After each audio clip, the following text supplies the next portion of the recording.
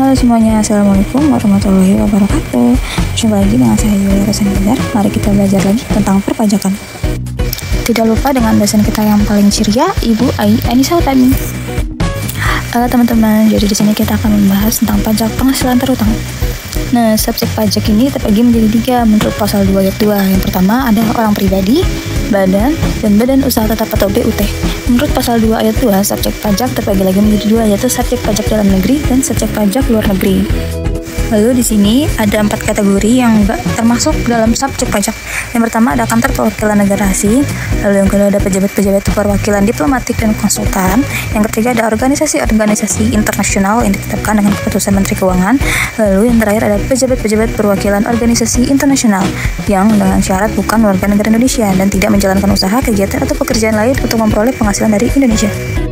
Lalu selanjutnya ada objek pajak PPH. Objek pajak merupakan segala sesuatu, barang, jasa, kegiatan, atau keadaan yang dikenakan pajak.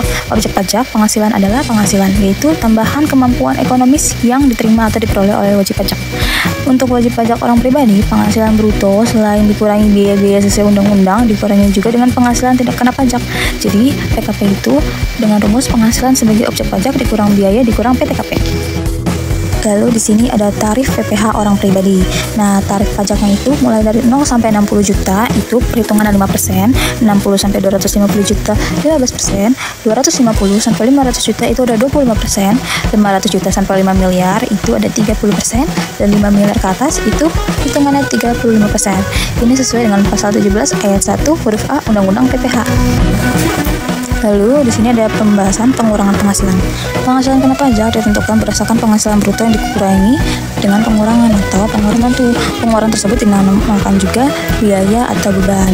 Nah, itu terbagi lagi menjadi 2, yaitu ada pengeluaran yang dapat dikurangi dari penghasilan bruto, lalu ada pengeluaran yang tidak dapat dikurangi dari penghasilan bruto. Oke teman-teman, jadi terakhir ada contoh soal. Nah, contoh soalnya ialah seperti ini. Ros adalah seorang karyawan swasta yang belum menikah dan tidak memiliki tanggungan. Pada tahun 2022, penghasilan bruto yang diterimanya adalah 90 miliar selama setahun. Di sini kita akan menghitung pajak terhutangnya. Jadi 90 miliar yang dimiliki oleh Ros ini sudah dikurangi dengan sudah ditambahkan dengan tunjangan-tunjangan dan fasilitasnya. Nah, kebetulan di sini dia tidak memiliki tanggungan, jadi dia belum menikah. Jadi yang akan kita hitung di sini adalah 90 miliarnya. Oke, jadi kita akan membahas penjelasan dari soal tadi ya. Di sini sudah ditulis ada PKP 90 miliar. Nah, 90 miliar ini kan sudah bersih tadi ya, sudah termasuk dengan tunjangan serta fasilitasnya dan tidak ada tanggungan. Oke, jadi di slide ini ada rinciannya sebagai berikut. Di sampingnya aku jelaskan di sini ada tarif-tarifnya ya, 60 juta sampai berapa, penghasilan berapa persen gitu. Jadi langsung aja di sini pertama dari 90 miliar yang dimiliki oleh si Ros ini kita akan menghitungnya dan kita akan merincikannya. Yang pertama ada 60 juta. 60 juta ini adalah dari 90 miliar itu ya. Kita akan ngikutin tarif di sampingnya yaitu 0 sampai 60 juta yaitu 5%. Jadi kita hitung pertama 60 juta dikali 5% yaitu hasilnya adalah 3 juta. Kita catat. Lalu 190. Kenapa hasil 190? Jadi yang kita menghitung selisih tarif pertama ke tarif kedua. Jadi tarif pertama itu kan 0 sampai 60 juta, lalu tarif keduanya adalah 60 sampai 250 juta. 60 ke 250 juta itu ada selisih. Nah, selisihnya itu adalah 190 juta. Jadi itu yang kita hitung. Jadi 190 juta dikali 15% sama dengan 28.500. Nah, lalu dari tarif kedua sampai tarif ketiga itu ada selisih juga teman-teman. Selisihnya adalah 250 juta. 250 juta ke 500 juta. Selisihnya kan jadinya 250 juta ya. Nah, itu dikali dengan 25% tarif ketiga. Nah, hasilnya 62.500. Lalu 4,5 M. Kenapa 4,5 M?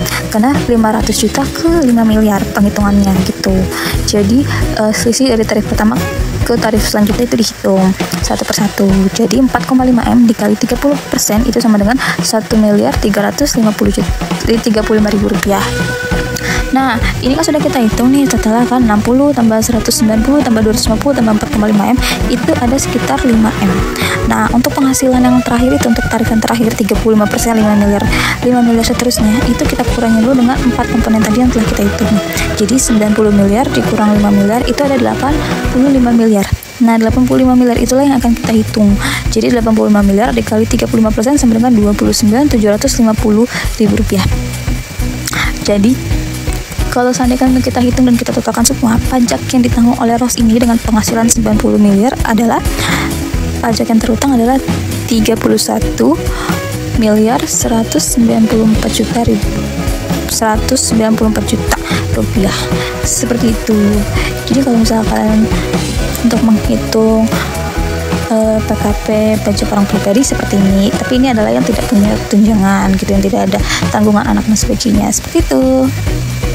Oke, sekian dari pemaparan materi yang saya sampaikan. Bila ada kalian bingung, kalian bisa komen di bawah ya. Terima kasih. Wassalamualaikum warahmatullahi wabarakatuh.